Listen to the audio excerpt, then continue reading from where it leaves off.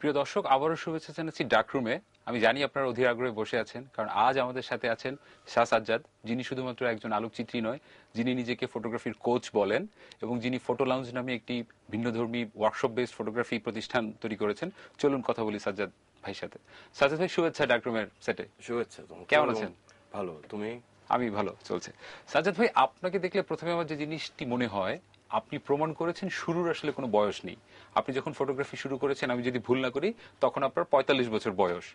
So আপনার ব্যাপারটা কিরকম আসলে? ৪৫ বছর বয়সে শুরু করা খুব কঠিন ছিল না? ছিল, বাট তুমি আমার ক্লাসমেট ছিলে কিন্তু প্রীত।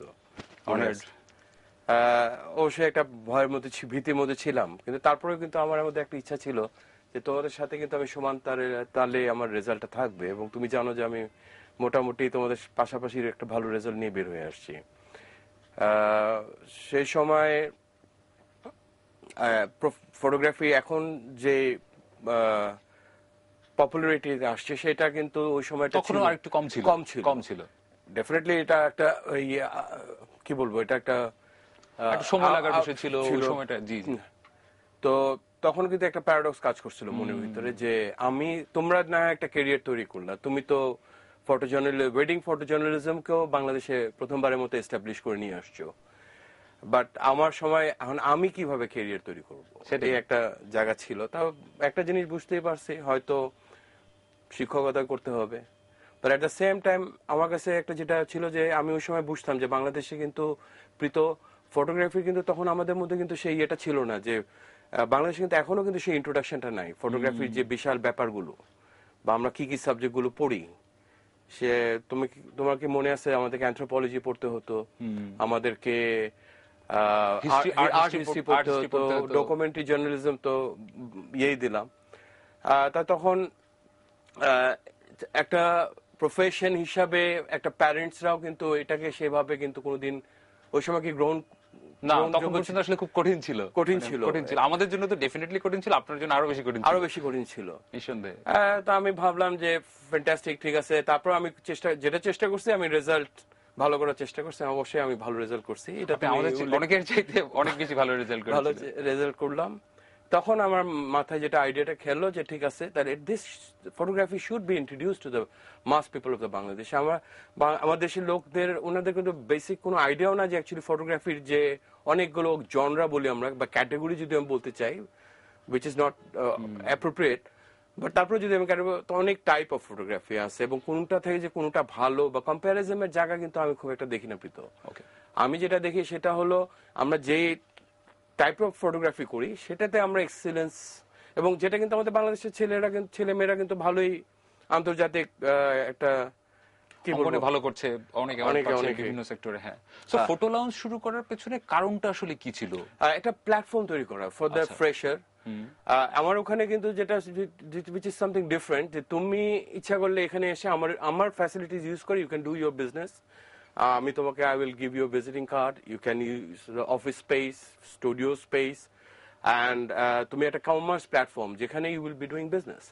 আর এট দ্য সেম টাইম কি বলবো, যে তাহলে তুমি এটা বলো যে তুমি যদি দেখো যে একটা ফটোগ্রাফিতে যদি ভবিষ্যৎ, আমার আর্নিং এর ভবিষ্যৎ থাকে, ডেফিনেটলি প্যারেন্টস উইল অলসো একটা স্টেজে এসে তারাও কিন্তু ফটোগ্রাফিকে প্রফেশন হিসাবে কিন্তু রিকগনাইজ করার চেষ্টা করবে। নতুনদের জন্য হয়তো সেটা ভীষণ সহায়ক হয়ে যাবে। আমাদের সময় কিন্তু খুব অনেকেই ছিল যারা কিন্তু প্যারেন্টসদেরকে না বলেও কিন্তু আসছে, মনে আছে? একদম একদম। হ্যাঁ, তো এই জায়গাগুলো ছিল। তা আমার কাছে মনে, যেমন আমার এখানে কিন্তু বেশ কয়েকজন স্টুডেন্ট আছে যারা বাপ মার ইচ্ছাটা পূরণ করতেছে, যেমন রাকিব বিএ করতেছে, অনার্স করতেছে ফাইন্যান্সে, এইচআরএ, বাট ফটোগ্রাফি যেহেতু তার প্যাশন, সে আমার ওখানে এসে he is doing the job as well. But আমার শর্ত থেকে যায় যে তোমার গ্রেড যেন খারাপ না হয়। সেরকম রাতুল একজন আছে যে ম্যানেজমেন্ট থেকে বের হয়ে আসছে, বাট এখন সে ফ্যাশন ফটোগ্রাফির উপরে পর্যাপ্ত প্র্যাকটিস করতেছে, প্লাস প্রোডাক্ট, এই জায়গাগুলো সেটা। এবং আমার মনে হচ্ছে ফটো লঞ্চে আসলে প্রথমে ফটোগ্রাফির, আমরা সাধারণত ফটো জার্নালিজম বা ডকুমেন্টারির বাইরেও যে বিভিন্ন জনরা নিয়ে কাজ করা যেতে পারে, সেটাই ফুল ফেজেড প্রফেশন হতে পারে। আপনি সেজন্য বিভিন্ন ধরনের ওয়ার্কশপ প্রথম শুরু করলেন, এবং আপনাদের একাডেমিক্যালি কোনো লং কোর্স নেই। ওয়ার্কশপ বেসড হওয়ার পেছনের গল্পটা কি? ওয়ার্কশপ পাঠশালাও তো ওয়ার্কশপ দিত প্রীতম। Definitely. জিনিসটা যেটা ছিল যে আপনি কমার্শিয়াল ওয়ার্কশপের কথা বলছেন, সেগুলো অনেক বেশি থাকতো আপনার ওখানে। যেটা ছিল যে সবার পক্ষে কিন্তু ধরো মনে করো একাডেমিক কোর্সে যাওয়া সম্ভব না, বা একটা লং টার্ম ফটোগ্রাফি প্রশিক্ষণের জায়গাগুলো হয়তো একাডেমিক কারণেও হয়তো সম্ভব না, বাট অনেকের কিন্তু প্যাশন আছে, এবং বাংলাদেশে সেই জায়গাগুলো থেকে আমরা যেটা চাচ্ছি ফটো লঞ্চ থেকে, যেটা হচ্ছে কি প্রত্যেকটা ওয়ার্কশপকে কিন্তু আমরা একটা ব্র্যান্ড ওয়ার্কশপ বলি। কিন্তু যেমন তোমার ওয়ার্কশপ প্রীত, আমরা কিন্তু বলি যে প্রীত ওয়েডিং ফটোগ্রাফি। সেক্ষেত্রে কিন্তু ফটো লঞ্চের একটা ফিলোসফি থেকেই যায় উইন উইন সিচুয়েশন। যেরকম যে ফটো লঞ্চের একটা কমার্স প্ল্যাটফর্ম, ওয়ার্কশপ দিবে, সে একটা আর্ন করবে, এটাই স্বাভাবিক। But at the same time একটা টিচারও রেসপন্সিবল, সে আমাদের ফ্রেশারদেরকে কি শিখাচ্ছে বা কি স্কিলটা দিচ্ছে। So that teacher should be also held responsible. সেক্ষেত্রে ডেফিনেটলি সবার জন্য কিন্তু একটা উইন উইন সিচুয়েশন, যা বাংলাদেশের ফটোগ্রাফিতে আরো অনেক দ্রুত আগায় যেতে পারবে, বা আমরা কমার্শিয়াল এক্সপেক্টটা তৈরি করতে পারবো। সেটাই আমাদের কাছে প্রশ্ন এসে পৌঁছেছে অনেকগুলি। স্পর্শের বাইরে সিডনি থেকে আমাদেরকে জানিয়েছেন যে উনি আমাদের প্রোগ্রামটি ইউটিউবে নিয়মিত দেখেন। আপনাকে অনেক ধন্যবাদ, এবং উনি আমাদের প্রোগ্রামটিতে অনেক মূল্যবান সাজেশন দিয়েছেন। আশা করছি আমরা আপনার বিষয়গুলি খেয়াল রাখবো। প্রিয় দর্শক, আমাদেরকে যে কোনো প্রশ্ন করা যাবে আমাদের ফেসবুক পেজে, আপনারা যে কোনো প্রশ্ন জানতে চাইতে পারেন। সাজ্জাদ ভাই, যে জিনিসটা বলছিলাম, আপনি শিক্ষকতা করছেন ফটো লাউঞ্জের মাধ্যমে, কিন্তু আপনি নিজেকে টিচার না বলে কোচ বলতে পছন্দ করেন। বিষয়টা কিরকম একটু বুঝিয়ে বলবেন? সেম ফিলোসফি কাজ করে প্রীত। ধরো মনে করো, যেহেতু আমার একটা টার্গেট থাকে যে আমরা বিজনেস করব, দ্যাট ইজ ফ্যান্টাস্টিক, বাট আবার একটা জায়গা থেকে আমরা স্টুডেন্টদেরকেও সেই পর্যাপ্ত নলেজ গুলো ইমপ্ল্যান্ট করতে চাই। কারণ আমি যেটা পার্সোনালি ফিল করি যে অনেক সময় যেটা খুব প্রবলেমে পরিবৃত, যে ক্রিয়েটিভিটি নিয়ে কিন্তু অনেকের একটা ইয়ে থাকে, অনীহা থাকে, যে এটা আমার ভিতরে আছে, আমি আমার ক্রিয়েটিভিটি নিয়ে চলে আসবো। কিন্তু আমি পার্সোনালি ফিল করি যে ক্রিয়েটিভিটি নলেজ ছাড়া আসবে না, এটা অ্যাবসলিউট একদম। এবং সেক্ষেত্রে তুমি বলতে পারো যে আমি সেলফ টট করব, ভালো কথা, কিন্তু তুমি কি জানো তুমি কি পড়বা? সেই জায়গাগুলো আমাদের একটা জায়গা ছিল। সেক্ষেত্রে আমরা তুমি নিজেও জানো যে তুমিও পায়নের, আমি মনে করি যে আমরা এখন পায়নের স্টেজে আছি। আমরা শুরু করলাম, মানে শুরু অবশ্যই অনেক আগে থেকে, বেক্সার থেকে শুরু করে, শহীদুল আলম থেকে শুরু করে, আবির আব্দুল্লাহ থেকে শুরু করে, বাট ডেফিনেটলি আমার মনে হয় আমাদেরকে আরো বেশ, আমাদের আরেকটা জেনারেশন বোধহয় আমাদেরকে এই বলিদান দিতে হবে। এবং ভিন্ন ভিন্ন জনরা যদি বলি, সেগুলো নিয়ে আসলে আরো সামনে এসে তরুণদের সামনে পৌঁছানোর একটা বিষয় আছে। আচ্ছা, টিচার আর কোচের মধ্যে কিন্তু একটা তফাৎ আছে প্রীত। টিচার কিন্তু ইন জেনারেল ক্লাসের সবাইকে কিন্তু চেষ্টা করেন ওনার সাধ্য মতো যতটুকু ইম্পার্ট করতে, কিন্তু একটা কোচ কিন্তু তার প্রত্যেকটা স্টুডেন্টকে কিন্তু ফলো করে, এবং আমি কিন্তু I follow my students. Okay, so আমি মনে করি তারা যদি ভালো করে, সামওয়্যার অ্যালং দ্য ওয়ে আমিও ভালো করব। খুবই ইন্টারেস্টিং, কারণ একজন ক্রিকেটারের কোচ যেভাবে আসলে তাকে অনেক লং টার্ম বেসিসে গাইড করে, সো আপনি ফটোগ্রাফির কোচ হিসেবে কিন্তু প্ল্যাটফর্ম কিন্তু ওটার উপর বেস করা। So we have a student launch in photo, তুমি তো জানো ওয়াইফাই সেট করা আছে, ডকুমেন্টারি গুলো প্যাক করা আছে, there is a cafe as well. So it's like they can come meet talk photography. Photo লঞ্চের যে বিষয়টি আমার খুব ভালো লাগে, যে নতুন যে ফটোগ্রাফারটি আজকে আসছে, সে চাইলে ফটো লঞ্চকে একটি প্ল্যাটফর্ম হিসেবে পাচ্ছে। সে আপনার স্টুডিও ভাড়া নিতে পারছে, সে আপনার অফিস ভাড়া, প্যানেল, অফিসে বসতে পারছে, ওখানে হি ক্যান ব্রিং বিজনেস, মানে ক্লায়েন্ট নিয়ে এসে হি ক্যান তার ডিলটা করতে পারবে। ভীষণ মজার, নতুনদের জন্য নিঃসন্দেহে এটা একটি খুব ভালো অপশন। আশা করছি নতুনরা সেই সুযোগটি নিবে। সাজ্জাদ ভাই নিজে তো আলোকচিত্রী, সো এত কোচিং, ফটো লঞ্চ নিয়ে সময় দেওয়ার পিছনে, নিজের ছবি তোলার পেছনে সময় কি পান? 2009 এর পাস করার পরে আমি কিন্তু প্রীত এখন পর্যন্ত ছবি তুলিনি। আমার তো সোশ্যাল ডকুমেন্টারি একটা খুব শখ বা ইচ্ছা, বাট ডেফিনেটলি ফটো লঞ্চ একটা স্টেবল জায়গা, একটা পর্যায়ে যাবে যেখানে আমি রিটায়ারমেন্ট এই যে এসে হয়তো আমি আবার সিরিয়াস ফটোগ্রাফিতে যাব। বাট যেটা অবশ্যই আমার অফিসে যারা আছে, রাকিব, রাতুল, সাদ্দাম, রাজা, ওরা কিন্তু এটা পছন্দ করতেছে না, they want me out. But আমি ফিল করি it's a very new concept in Bangladesh photo launch, এটাকে কিন্তু একটু স্ট্রাগল তো করতেই হবে। বলিদান দিলাম প্রীত। নিশ্চয়ই ভালো কিছুর দিকে ফটো লঞ্চ এগোচ্ছে। সুরজিৎ বিশ্বাস মিঠু আপনার কাছে প্রশ্ন করেছেন যে ফটোগ্রাফিতে পোর্টফোলিও বলতে কি বোঝায়? এই উত্তরটা তুমি দিবা। ওয়েল মিঠু, পোর্টফোলিও বলতে বোঝায় সাধারণত আপনি যে কাজটি করছেন সেরকম কিছু ছবি যেটা আসলে আপনাকে পোর্ট্রে করে। ধরুন আপনি ফ্যাশন ফটোগ্রাফি করছেন বা ডকুমেন্টারি ফটোগ্রাফি করছেন, সো আপনি যখন কোথাও ছবি দেখাবেন, আপনি যে 20টা বা 50টা ছবি আপনাকে প্রেজেন্ট করবে সেটাকে আসলে পোর্টফোলিও বলা হয়। ধন্যবাদ প্রশ্ন করার জন্য মিঠু আপনাকে। সাজ্জাদ ভাই, যে জিনিসটাতে আসতে চাচ্ছিলাম যে আমাদের এখানে আপনি এই সামনে আপনাদের ওয়ার্কশপ আছে, আপনারা স্টুডিও লাইট নিয়ে একটা ওয়ার্কশপ করছেন জিয়ার। জি। জিয়া এই সময়ের ভীষণ প্রতিভাবান একজন ফ্যাশন ফটোগ্রাফি, এবং চিটাগাঙে আপনাদের Chittagong photo lounge wedding photography নিয়ে একটা ওয়ার্কশপ করছে। আমাদেরকে যদি আরেকটু বলেন। জিয়া ইজ ভেরি ইন্টারেস্টিং, কারণ জিয়া কিন্তু আমাদের ফটো লঞ্চের ফার্স্ট স্টুডেন্ট ছিল ওয়ার্কশপে। ওকে, দ্যাটস ইন্টারেস্টিং। এবং সে আবু নাসেরের বোধহয় ওয়ার্কশপটা ছিল। বাট তারপর সে কিন্তু নিজেকে প্রচন্ড ভাবে ইভলভ করছে। আমরা যদি ফটো লঞ্চ থেকে ইন্সপায়ার করে থাকি, অর আমাদের একটা কারেক্ট গাইডলাইন্স থাকে, so he has gone places. এখন তারপরে সে এখন যদি সে এটাকে আবার দ্যাটস ওই যে রোল হতে থাকলো, জিয়া আবার এখন শিখাবে, there will be new freshers, there will be so Zia learned well. নালে তো তুমি তো তার ছবি দেখতেছো, he is coming up pretty নিঃসন্দেহে। fast. So আমি শিওর, আর আমার ফটো লঞ্চে ওই সেই কোচিং ব্যাপারটা থেকেই যাবে। আমি লাস্ট একটা ওয়ার্কশপ, জিয়ার একদিনের একটা ওয়ার্কশপ ছিল, so all through the day they were eating,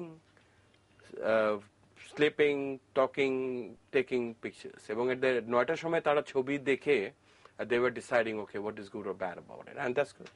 এবং ফটো লাউঞ্জ এখন ঢাকার বাইরে চিটাগাং, রাজশাহীতে, খুলনাতেও আপনারা আপনাদের কার্যক্রম চালাচ্ছেন। রাজশাহীতে অলরেডি আমাদের একটা ফুট হলে এসে গেছে, চিটাগাঙ্গে we have opened up. Definitely আমি একটু খুলনায় যেতে চাচ্ছি, ওদিকে যেতে চাচ্ছি। I heard that ওখানে অনেক fresher, so you know, কারণ I won't think about Bangladesh, Dhaka centralise তো হয়ে তো আমার মনে হয় going to do any good for the country, will it? তা আমরা ডিসেন্ট্রালাইজ করতে চাই। সো আমি হয়তো তোমাকে টেনে নিয়ে যাবো কিন্তু রাজশাহীতে, তোমাকে টেনে নিয়ে যাচ্ছে আমি চিরঙ্গে। নিশ্চয়ই চিটাগাঙে আসছি বন্ধুরা, আগামী 1 এবং 2 ফেব্রুয়ারি চিটাগাঙে দেখা হবে, চিটাগাং ফটো লাউঞ্জে নিশ্চয়ই। সাজ্জাদ ভাই, এত ব্যস্ততার মধ্যে ফটোগ্রাফি যে কম করা হচ্ছে বা ফটোগ্রাফি করতে চান না, বা আপনার প্রিভিয়াস তো আপনার খুব দুর্দান্ত কিছু ছবি ছিল, আপনার ডকুমেন্টারি খুব ভালো করছিলেন এবং কি ল্যান্ডস্কেপ খুব ভালো ছবি তোলেন, আমরা কবে আবার আপনার মজার মজার কাজ দেখতে পাবো? ডেফিনেটলি প্রীত, আমি ফটোগ্রাফি করব, বাট আমি না কোনো টাইম সেট করতে যাচ্ছি না, কারণ photo launch has to take its natural course.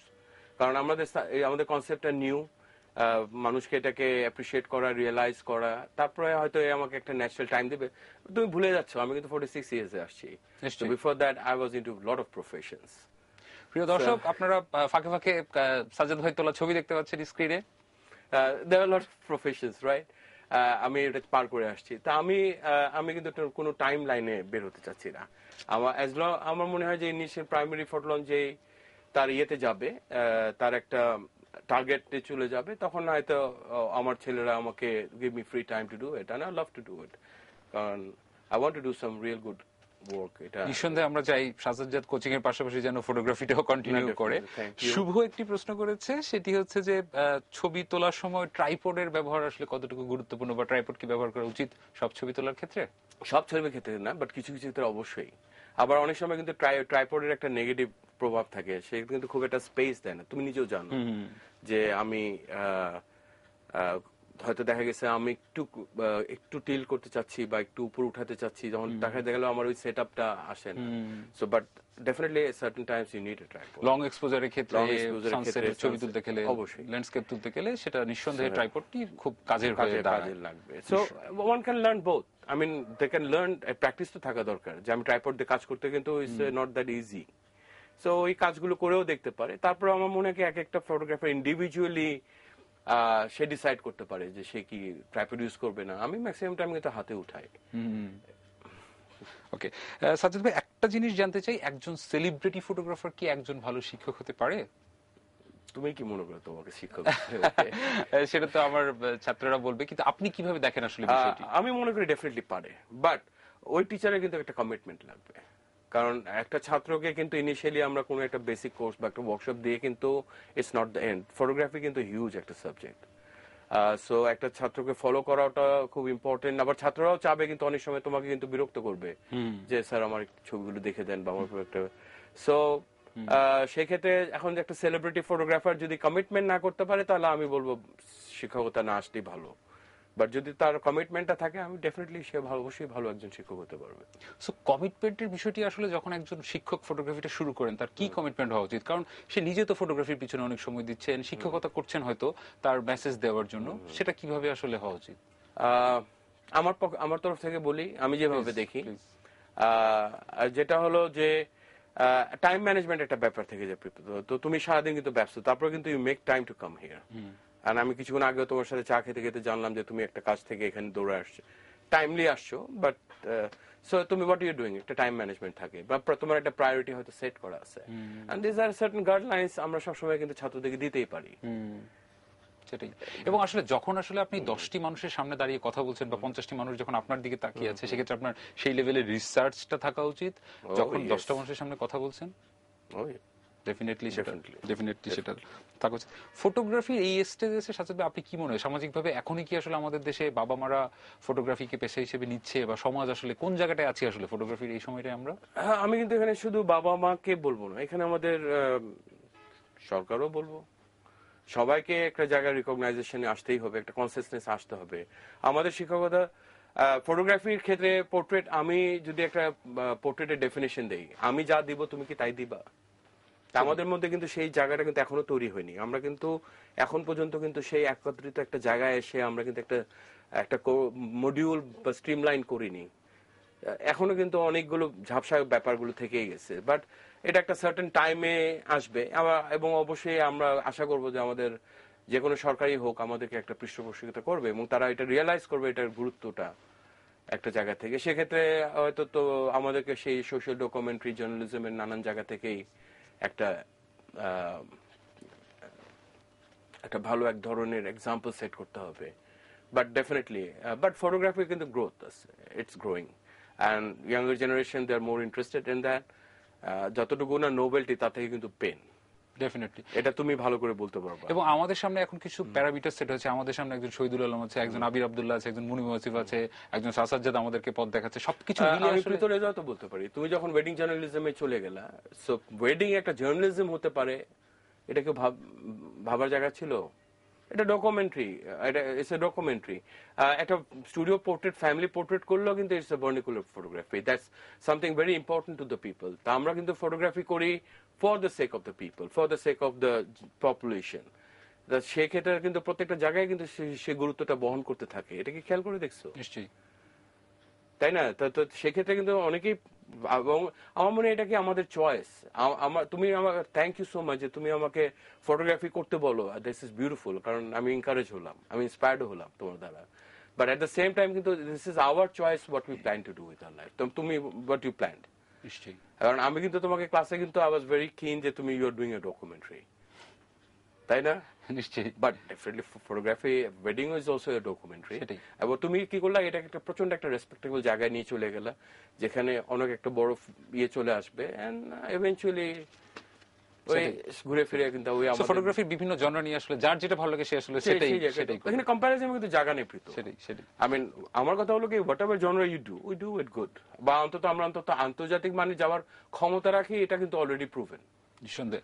Sajjad ভাই, আমরা অনুষ্ঠানের একদম শেষ প্রান্তে, অনেক মজার গল্প হলো, আশা করি দর্শকরা উপভোগ করেছেন। খুব ছোট করে যদি আপনার ভবিষ্যৎ পরিকল্পনা জানতে চাই, খুব ছোট করে।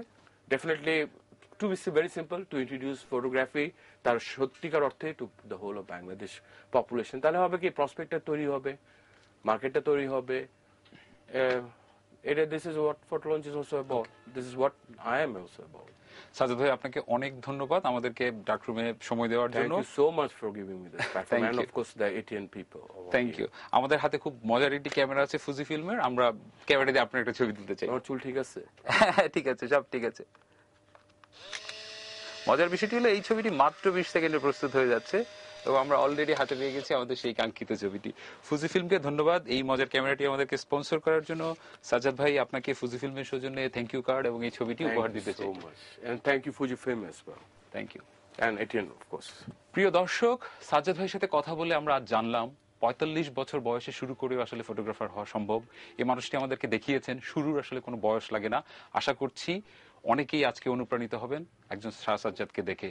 প্রিয় দর্শক, আপনাদের যে কোনো মতামত আমাদেরকে জানাবেন। আমি রেগুলার কোনো প্রেজেন্টার নই, অনেক সময় অনেক ভুলভাল হয়ে যায়।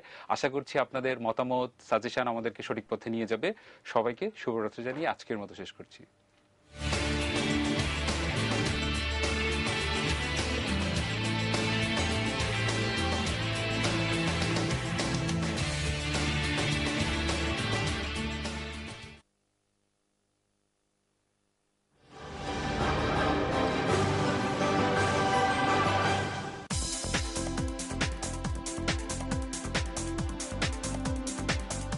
আজকের এই জায়গাটায় আসতে আপনাকে নিশ্চয়ই অনেক চড়াই উতরাই পার করতে হয়েছে। মিটফোর্ডে প্রথম এসে আমি একটা হোলসেলের দোকান নিলাম। যখন আমি আলাদাভাবে চলে আসছি, উত্থানের শুরুটা আমি বলবো তখন থেকেই।